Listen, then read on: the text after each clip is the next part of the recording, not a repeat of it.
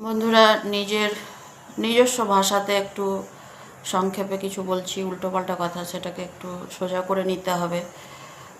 যদি ট্রান্সলেটার আছে তো খুবই সহজে আপনি বুঝতে পারবেন।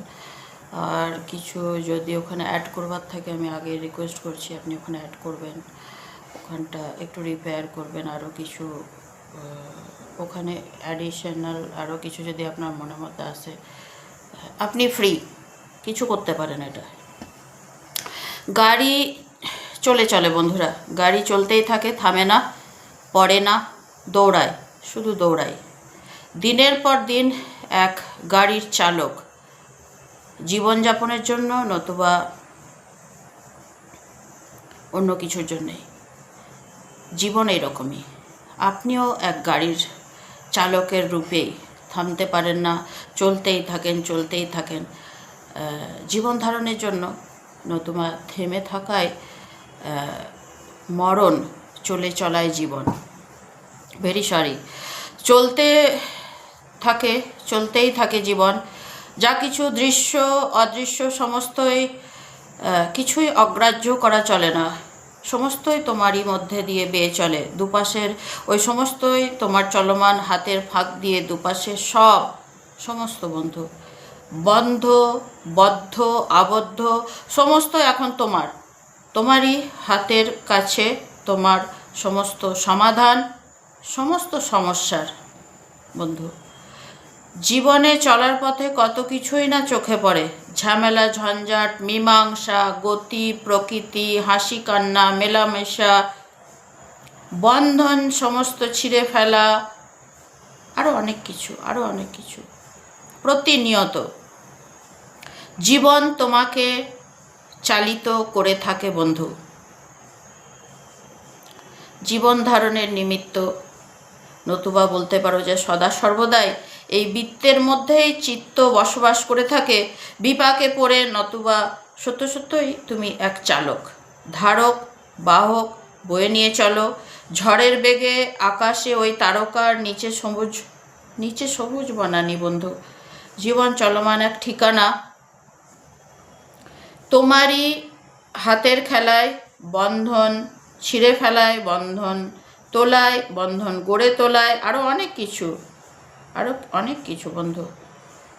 কথাগুলো একটু আজ এলোমেলোয় না হয় লিখে ফেললাম, বাকিটুকু তোমার জন্য রেখে দিলাম বন্ধু। চলো, সূর্য ডুবে যাক, উদয় হোক, সমর্থনে বিধাতা পুরুষ নিজে তার হাতের কাঠপুতলি হয়ে নাচিয়ে থাকেন কি না, খালে বিলে, জলের ধারে, গাছে, তারও ওপরে, মাথার উপরে আকাশ। আরাধনা, কে বলতে পারে যে তুমি কি পারো আর কি পারো না বন্ধু? সমস্তই কি জাদু? না, তা তো হতে পারে না। শয়তানেরও বন্ধন কাটবে, আর যে খুদাকে মেনে চলবে সে তো খুদগর্জি করবে না বন্ধু। শয়তান আজ তোমার হাতের পুতুল। জীবন চলতেই থাকে। কত জায়গায় কত রকম কি ঘটনা, যেগুলোর উত্থাপন হয়তো আমি না চাইলেও সামান্য করছি, আমার এখানে আগ্রহ থাকে না। বিদ্রোহ, হত্যা, ধ্বংসের খেলা, ভূমিকম্প, নৃশংস হত্যা, আততায়ীর আক্রমণ, অনেক কিছুই, যেগুলোর আমি উত্থাপন করি না, এড়িয়ে চলি। কেননা তিল তাল হতে পারে। তোমার হাতেই সমস্ত কিছু আছে। তুমি কি করে ঝড়ের বেগে নিজেকে তার মধ্যে দিয়ে নিয়ে যাবে, যেখানে কিনা শয়তানও এসে তার তলে এসে দাঁড়াবে। প্রভু বলেছেন, এখানে আমি আপনার প্রভু, আমার প্রভু, কার প্রভু, কাউরি প্রভুর মধ্যে বিভেদ নেই, প্রভু এক। সেখানে আমি আরও ভালো করে কিছু বলতে গিয়ে সেগুলোকে আমি সবসময় এড়িয়ে চলেছি, সেই সব ব্যাপারগুলোকে। অমীমাংসিত কিছু ব্যাপার যেখানে মীমাংসা খুঁজে নিতে আমাদেরকে এরকম ঝড়ের বেগেই চলতে হয়, সেই তাৎক্ষণিক অবস্থায় আমাদেরকে সমাধানে আসতে হয় যে কি করব ভেবে পাই না আমরা। নৃশংস হত্যা, নাকারাত্মাতে ওয়ার্ল্ড ভরে গেছে, এন্ড ইজ নিয়ার, কত কি খবর, কত কি খবর। আমি সেসবে যাই না, আমি এক এক মুহূর্ত বাঁচি। আমার এখানেই মূল মন্ত্র, এক এক মুহূর্ত আমি বাঁচি আর সেখানে সিঞ্চন করে যাই যে এইটাই সত্য। কোনো অসত্যের মধ্যে আমি যাই না, কোনো অসত্যের মধ্যে আমি যাই না। আপনি যেমন করে নিয়ে যাবেন সেটাই সত্যি হবে বন্ধু। কে কি সত্যাসত্যের বিচার করছে, কে কি কোথায় কি বলছে না করে, যার মধ্যে জীবন আছে, যার মধ্যে প্রাণ সঞ্চার আছে, প্রাণের সঞ্চার, প্রাণশক্তি, সেটাকে আমি ছাড়ি না, সেটাকে আমি ছাড়ি না। মিথ্যার ওপর ভর করে কখনো জীবন চলে না। আমি সত্যের সন্ধানী, সবসময় সত্যের খোঁজে যাই। আর সেই সত্যের ভাণ্ডার, সেই সত্যের ভাণ্ডার আমি অমৃতের ভাণ্ডার স্বরূপ তোমার হাতে তুলে দিই বন্ধু। অনেক এলোমেলো কথা, যেখানে কিন্তু ঈশ্বর প্রেমময়, প্রভু ঈশ্বরের শক্তি,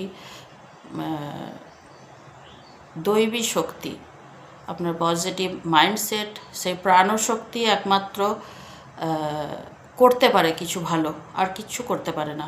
আমরা অনেক কিছু প্যারাগ্রাফ ভর্তি করে লিখতে থাকি। আমার এটা এতই কম দামি লেখা হয়েছে, ব্যাপারটা কথাটা বলতে গিয়ে আজকে হঠাৎ করে এর মধ্যে যেন আমি খেই হারিয়ে ফেলছি, তাল গুলিয়ে ফেলছি, কি বলবো না উল্টোপাল্টা জিনিস চলে এসছে। তার জন্য আমি অনেক ক্ষমা চাইছি। আমার বলবার কথাটা ছিল কি, আমরা যেগুলো নিয়ে খুব বেশি চিন্তাশীল, সেগুলো কোনো চিন্তার মধ্যে আনা উচিত না। উনি বলেইছিলেন, প্রভু বলেইছিলেন যে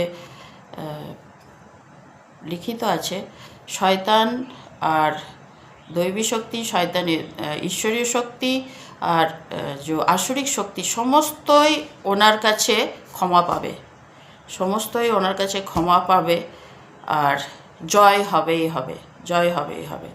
নাকারাত্মক জিনিসগুলোতে কেন দিই না? কারণ ওটা আমার ডেস্টিনি না। আমি পজিটিভের মধ্যে ডেস্টিনি খুঁজি। কেন? এরকমভাবেই আমার জীবন লুকিয়ে আছে, আপনার জীবন লুকিয়ে আছে, সকলের জীবন লুকিয়ে আছে এই সত্যের ভেতরে।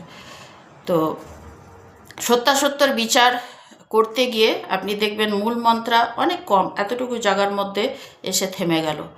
তারপরে হয়তো আপনি সাইলেন্সে চলে গেলেন, তারপর আর কিছু বললেনই না। একটাই কথা আমরা লিখে দিই, পিস।